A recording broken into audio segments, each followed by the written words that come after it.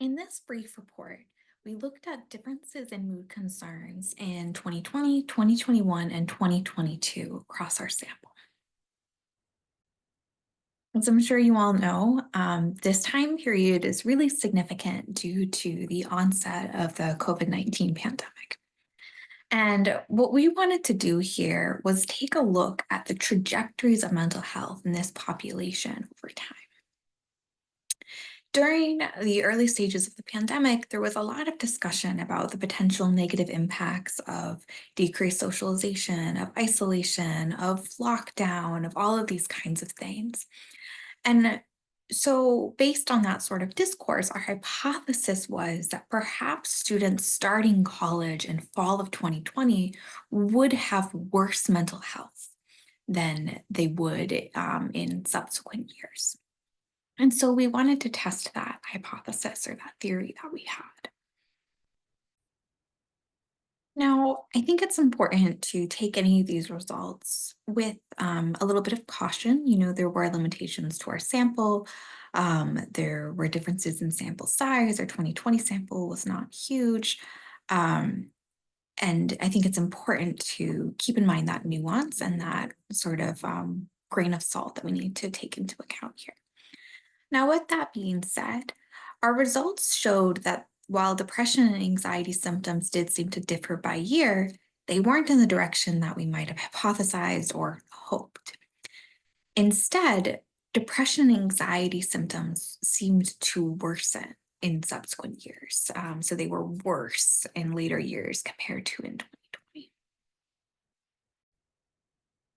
There was also an increase in repetitive negative thinking, a known predictor of depression and anxiety that we have another paper more focused on across time. These results didn't really seem to differ by autism status or autistic traits. The sort of change in mood symptoms on this sort of small population or sample level did seem to be the same regardless of autistic traits. Now, we know that mental health in general at a large population level has been getting worse with time for a number of years at this point. We consistently have been seeing that depression and anxiety scores overall have been worsening over the years. So, in some ways, this finding might be quite expected. Perhaps we could easily see this as a continued trajectory of what we already know. However, what we had potentially hypothesized was that the initial sort of peak in mood concerns that happened or that was believed to have happened at the beginning of COVID would then sort of go back down. So that maybe mood scores in 2021 would still be worse than, say, 2019 and before then, although that data is not part of the current sample. But they would still be better than 2020. And that's not what we're seeing. We don't know what happened before 2020 relative to this current sample, but what we can sort of see is that from 2020 onwards, it didn't drop back down. We don't see sort of improvement in depression scores. Instead, they seem to continue to get worse, unfortunately.